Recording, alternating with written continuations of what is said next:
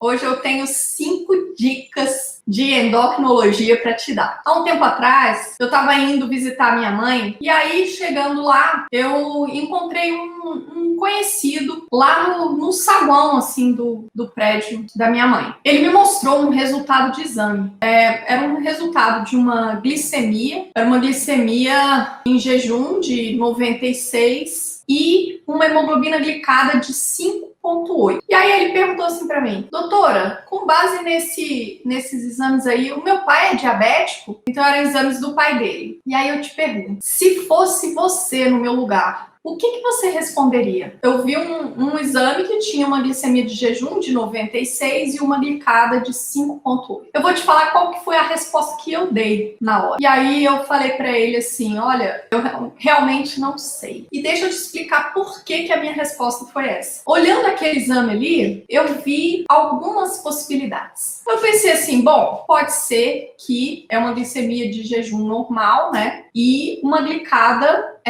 anormal na faixa ali do que a gente pensaria em pré-diabetes, né? Uma glicada entre 5,7 e 6,4, né? Então eu pensei assim: bom, de repente, eu não posso dizer que isso é pré-diabetes, também não posso dizer que é normal, teria que repetir esse exame. Eu fiquei só confabulando, né? Se repetisse esse exame, suponhamos que quando ele repetisse, viesse novamente uma glicemia de jejum normal e viesse uma glicada normal, tipo 5,6. Tinha vindo 5,8, mas se ele repetisse, viesse 5,6. Nesse caso, eu ia dizer que ele não é diabético, né? Minha resposta seria não, a glicose dele é normal. Por outro lado, vai que ele repetisse esse exame, uma nova hemoglobina glicada viesse agora de, sei lá, 5,9. Então, ele já tinha uma de 5,8. Se ele repetisse, viesse 5,9, aí eu diria: olha,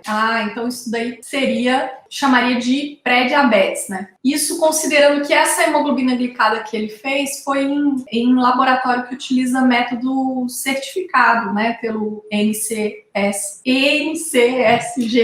Então eu posso utilizar, né, a hemoglobina glicada como um critério para diagnóstico de diabetes ou de pré-diabetes. Quando a hemoglobina glicada é dosada por método não certificado, daí a gente só pode usar a hemoglobina glicada para acompanhamento de pacientes que já têm diagnóstico de diabetes. A gente não vai poder usar a glicada como critério diagnóstico. Isso é importante porque a gente vive em um país onde os recursos de saúde, né, eles são escassos para a população geral. Muitas vezes a gente esbarra nessas situações, né? Às vezes você vai ler lá no livro: como é que dá diagnóstico, né? Ou você assiste uma palestra, você vê uma aula, sei lá, um curso, enfim, e tá dizendo lá hemoglobina glicada, parará, parará, quais os critérios com a hemoglobina glicada. Mas você tem que olhar para a realidade, né, que você vive. Então, se na sua prática, os seus pacientes não têm acesso à dosagem de hemoglobina glicada por método certificado, então você não vai poder usar esse critério para dar diagnóstico de diabetes. Você vai precisar usar os demais critérios, né, de glicemia ou do teste oral tolerância à glicose. Bom, dito isso, vamos voltar aqui para as possibilidades, né, do pai desse conhecido meu. Então, se ele repetisse e viesse 5,9, essa glicada, já tinha uma de 5,8, eu ia dizer que isso é um pré-diabetes. Uma outra possibilidade, assim, bem mais remota, seria de que ele repetisse e viesse uma alteração compatível com diabetes mesmo, né, uma glicada acima de 6,5, bem improvável, né? Mesmo que remotamente, vamos colocar aí possibilidades, né? E uma quarta possibilidade, que seria bem possível, seria: não, o pai desse conhecido meu é um indivíduo que já tem diagnóstico de diabetes e ele está em tratamento para a doença. Por exemplo, ele está usando agentes antidiabéticos orais. E daí ele vem com esses resultados, né, de glicemia de jejum de 96 e glicada de 5,8. Nesse caso, o que eu ia dizer? Eu ia dizer que o controle do diabetes está muito bem, obrigado, que ele está fazendo um tratamento adequado,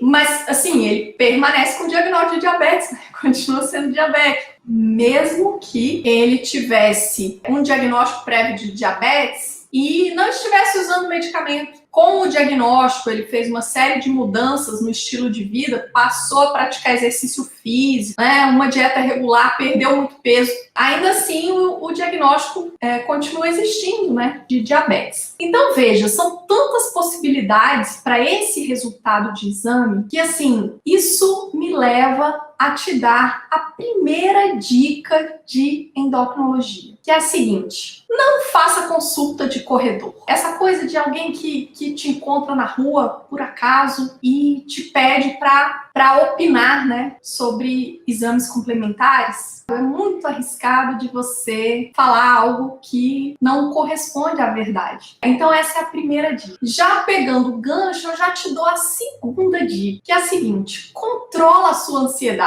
Nós médicos, nós somos muito ansiosos. E você precisa controlar isso, porque você não precisa e nem deve dar todas as respostas de uma só vez. Sabe por quê? Porque você não tem essas respostas. E é possível que você dê uma resposta inadequada. O raciocínio em endocrinologia, ele é construído em passos. Controla a ansiedade é a segunda dica. Eu te falei que o que eu respondi para ele foi: olha, sinceramente eu não sei, né? O que eu respondi para esse conhecido quando ele me perguntou: meu pai é diabético? Sinceramente eu não sei. Talvez, né, a gente pego assim de supetão, às vezes a gente tem um ímpeto de querer dar uma resposta, né? Você olha só, não, ele não é diabético, ele tem pré-diabetes. Ah, não, peraí, ele é normal. Ah, não, são tantas possibilidades que a chance de você errar bem maior do que a chance de você acertar, né? Então, assim, a segunda dica é essa: controle-se. É melhor responder eu não sei. É a resposta mais sábia, eu não sei. E aí, já que eu tô te contando, né, passagens, né, minhas, como a minha vida, né, na minha trajetória, então deixa eu te contar uma outra passagem. Alguns meses atrás, eu atendi uma paciente no consultório. Ela tinha consultado recentemente com outro endocrinologista que suspeitou de síndrome de Cushing e solicitou exames para ela. E aí ela foi consultar comigo para ouvir uma segunda opinião, porque ela ficou meio assim: eita, síndrome de Cushing, será que eu tenho isso? Vem se sentindo muito cansada, muito cansaço, e que ela vem apresentando o que ela chamou de esgotamentos, que seria segundo o relato dela, né, uma sensação do corpo estar derretendo, que nesses episódios, né, dessa sensação de um grande mal-estar, ela também ficava com as mãos frias e úmidas. E o trabalho dela é um trabalho normalmente estressante. Ela é psiquiatra. Com a pandemia, né, pela Covid-19, assim, ficou ainda mais... O trabalho dela ficou ainda mais estressante, né? Porque os pacientes estão mais descompensados, tem mais gente, né, com transtornos psiquiátricos, enfim. Ela já vem em tratamento com ansiolítico, mas ela não faz psicoterapia, ela não faz acompanhamento psicológico. E também tem um contexto familiar estressante. Ela tem um filho com um problema, etc. Ela é sozinha. Bom, então era um contexto de vida ali de vários fatores,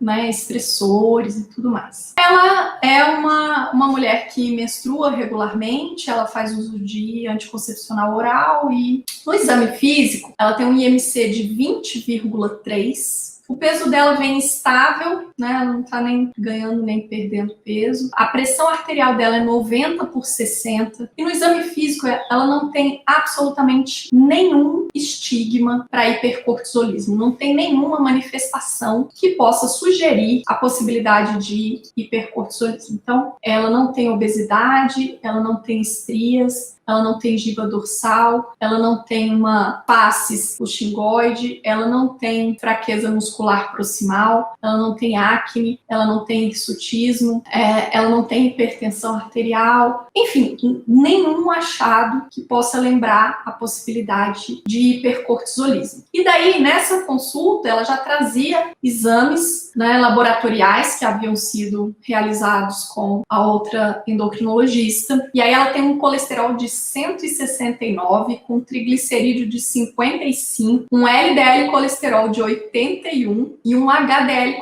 colesterol de 74. Olha, cá pra nós, eu fiquei invejando esse perfil lipídico dela, que é muito bom, né? É um perfil lipídico, assim, excelente. A glicemia dela é de 82, com a hemoglobina glicada de 5,3. E toda a bioquímica normal, função renal, função hepática, tudo normal. Bom, então, ali nos exames complementares, eu também não identifiquei, né? A gente não identifica nenhum sinal, né, indireto da possibilidade de hipercortisolismo. Então, não tem desglicemia, né? Não tem diabetes, não tem pré-diabetes, não tem dislipidemia, os achados todos bioquímicos normais. E daí, dentre esses exames, tinha também uma dosagem de cortisol basal. O paciente fez uma dosagem do cortisol e o resultado veio 28, para um intervalo de referência de 5 a 25. Então, o cortisol colhido pela manhã, né, que veio com resultado de 28, é um resultado acima do limite superior da referência. E foi com base nesse resultado de exame que o colega pensou na possibilidade de Cushing. E aí, o que ele fez? Ele passou para a próxima etapa, ele solicitou uma dosagem de cortisol pós-dexa, que é aquele exame em que a gente faz? Uma dose de 1 miligrama de dexametasona às 23 horas ao deitar, e na manhã seguinte a gente colhe o cortisol basal. O objetivo desse exame é verificar se existe ou não hipercortisolismo, porque no paciente normal, saudável, quando o indivíduo toma a dexametasona, isso vai suprimir a hipófise, né, vai diminuir a produção de ACTH, menos ACTH é menos estímulo para adrenal, e aí com isso a gente vai ter diminuição da produção de cortisol. Então na manhã seguinte o paciente amanhece com um cortisol baixo, né, suprimido. Enquanto que se a gente tem um paciente com hipercortisolismo, né, um paciente com Cushing, apesar da gente administrar a dexametasona, ainda assim a gente não vai ter a supressão do cortisol, né? O cortisol vai permanecer alto porque a produção, né, de cortisol ela está acontecendo de uma maneira autônoma, seja porque existe um adenoma na hipófise ou um tumor ectópico ou uma doença na própria adrenal. O fato é que aquela dexametasona não vai conseguir inibir a produção de cortisol. Essa paciente conta que ela fez esse cortisol pós-dexa e que o resultado também veio alterado. Isso conforme informações colhidas, né? Porque ela não trouxe o resultado desse exame, né? Mas o fato é que ela contou que chegou a fazer esse cortisol pós-dexa. Você acha que nesse momento eu deveria pensar em síndrome de Cushing para essa paciente? Então vamos lá, é uma paciente, não tem nenhuma manifestação clínica que possa sugerir, né, hipercortisolismo. O que ela tem? Ela tem umas queixas, né, de esgotamento, foi assim que ela definiu, né, uma queixa de sensação de mal-estar episódica, associada às mãos frias e úmidas, um cansaço e uma história de um transtorno de ansiedade. Essa que é a queixa dela. E ela não tem nenhuma manifestação, sinal, sintoma, nada que possa nos fazer pensar em hipercortisolismo. Para a gente chegar à resposta a essa pergunta que eu te fiz, eu vou te dar a terceira dica de endocrinologia, que é o seguinte: diante de um exame alterado, verifica primeiro se isso não pode ser um falso positivo ou se isso não pode ser um erro laboratorial antes de você prosseguir investigando doença. Principalmente se essa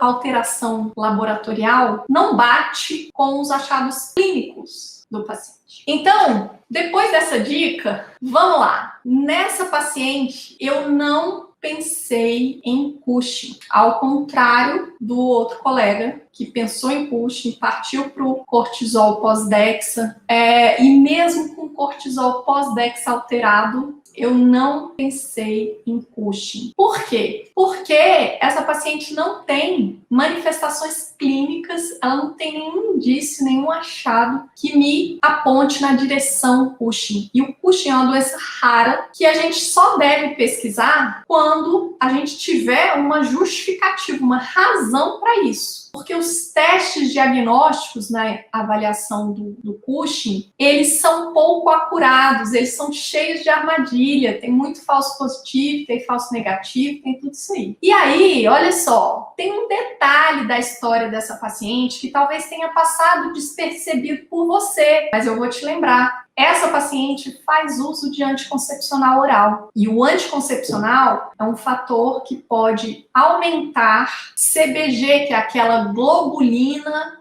transportadora de cortisol. E aí, aumentando a CBG, a gente vai ter um aumento dos níveis circulantes de cortisol total, o que não implica aumento da fração livre do cortisol, nem implica em hipercortisolismo, em hiperatividade do cortisol. Apenas significa um aumento no pool total de cortisol, porque se aumenta a globulina transportadora, para se manter o equilíbrio entre fração livre e fração ligada, necessariamente vai haver um aumento na produção de cortisol, só que esse cortisol a mais, ele vai ligar na CBG, e cortisol que está ligado em CBG não liga em receptor, né? Ele não está livre, não está disponível para ligar em receptor, então isso não vai resultar em hipercortisolismo, apenas em manifestações de hipercortisolismo, apenas vai resultar em um aumento no pool total cortisol na circulação. Então, como essa paciente usa anticoncepcional, aí tanto a dosagem do cortisol basal que ela fez, que veio de 28, quanto a dosagem do cortisol pós-dexa, né, que ela tomou a dexametasona e na manhã seguinte dosou o cortisol basal corresponde ao cortisol total, que implica em todo aquele pool, né, que inclui fração livre, fração ligada, todo o cortisol. Então, tanto o cortisol basal dela, quanto o cortisol pós-dexa dela, podem ter vindo alterados por conta do uso do anticoncepcional. Então, para essa paciente, né, se a gente reúne essas informações de tem alguma justificativa para pensar em Cushing, não tem nenhum sinal, nenhum sintoma, nenhuma manifestação, nada. Eu tenho um cortisol sérico acima do limite superior. Mas eu tenho uma explicação para isso? Tenho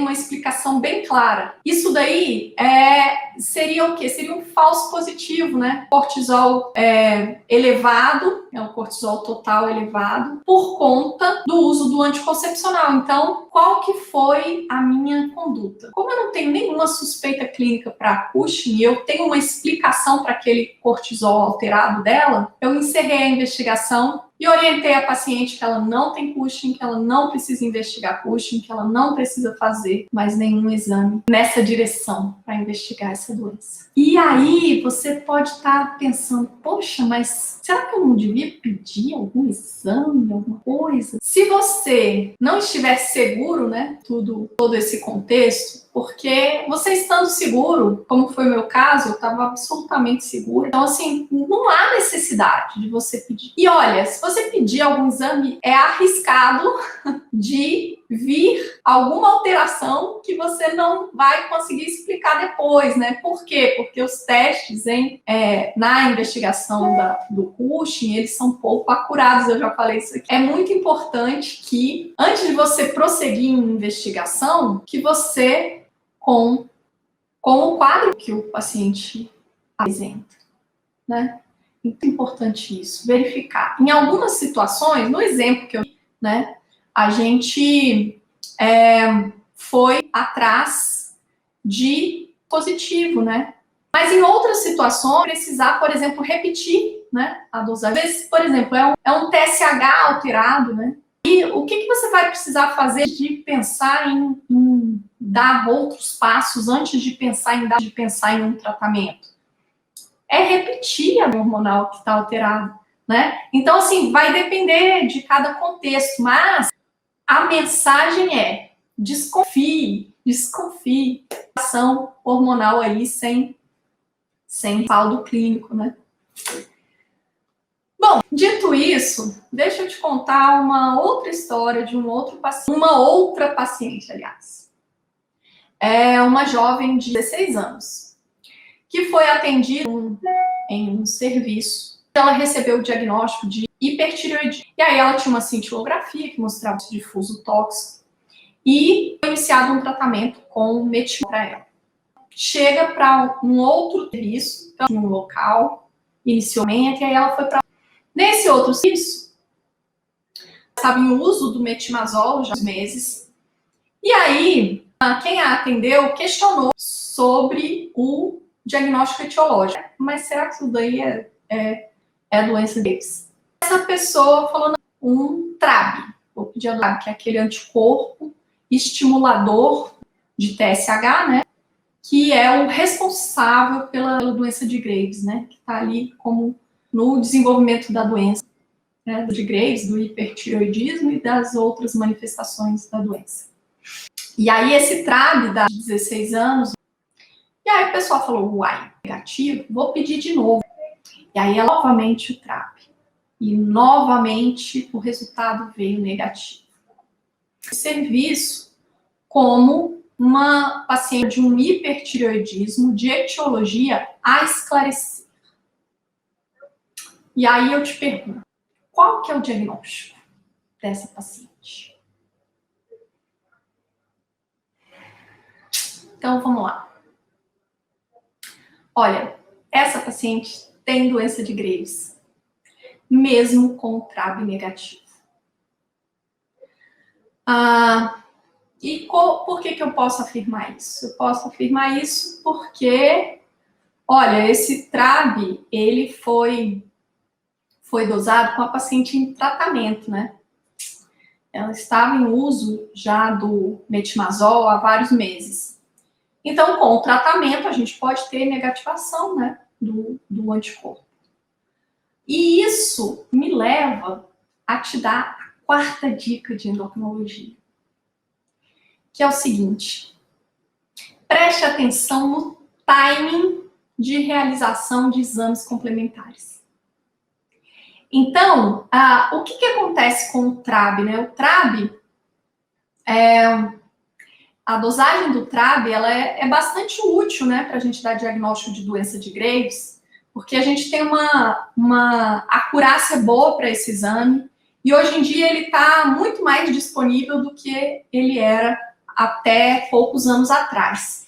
Então, a gente tem usado bem mais, né, a dosagem do TRAB hoje em dia do que a gente usava antes.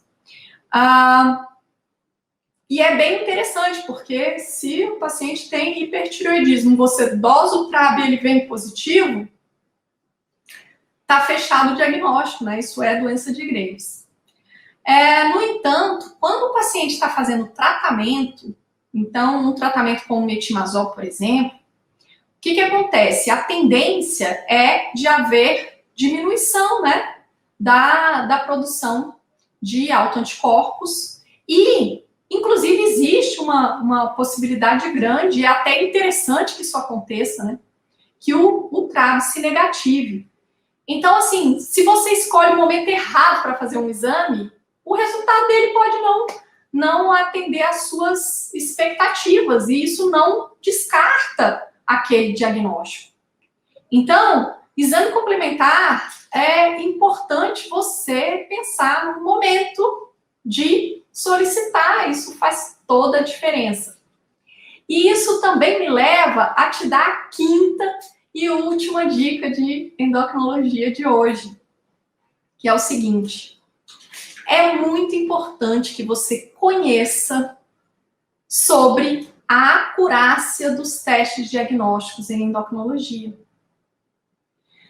Por quê? Porque nesse caso dessa paciente que eu te contei, ela dosou o TRAB em uso do metimazol, então a gente tem um fator que pode ter interferido aí, né, e feito com que o resultado viesse negativo.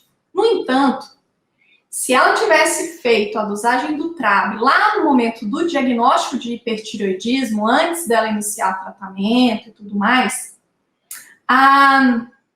eu falei que o TRAB é um exame muito bom, e ele é muito bom mesmo. No entanto, não é 100% de certeza de vir o resultado positivo.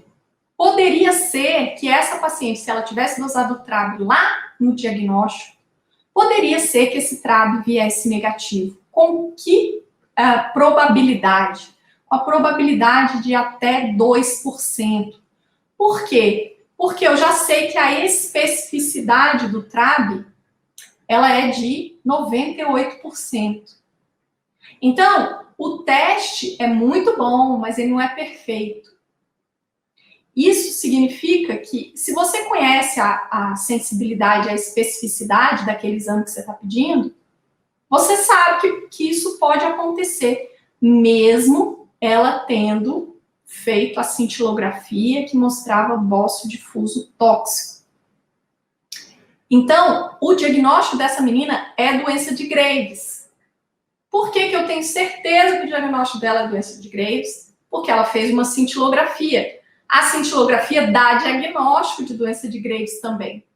Hoje em dia, a gente usa bem menos a cintilografia, porque com o advento do TRAB, o TRAB é uma dosagem sérica, né?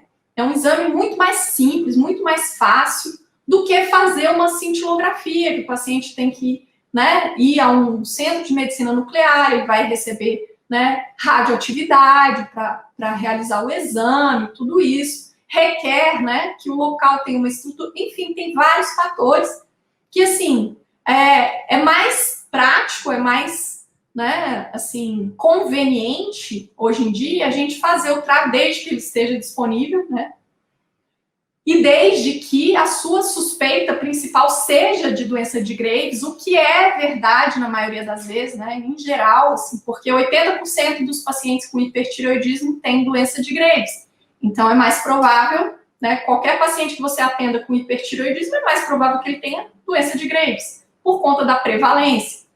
Mas, em determinados contextos, às vezes você vai pensar na possibilidade de bócio nodular tóxico, né?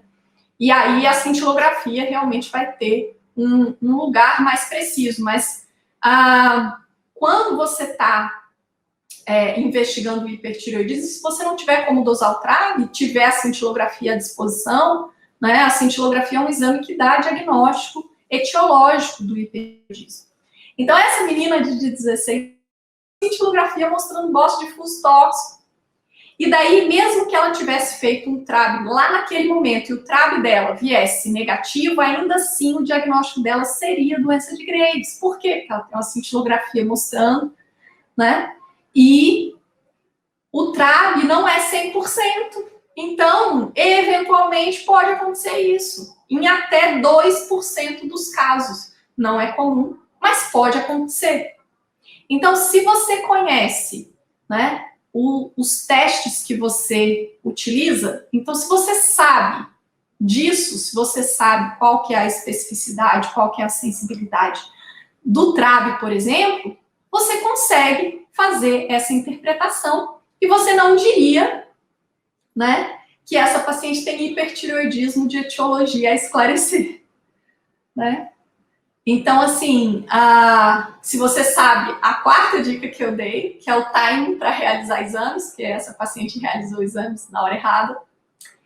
E mais, se você conhece a quinta dica que eu te dei, que é se você tem, né, um conhecimento sobre a acurácia do exame que você está pedindo.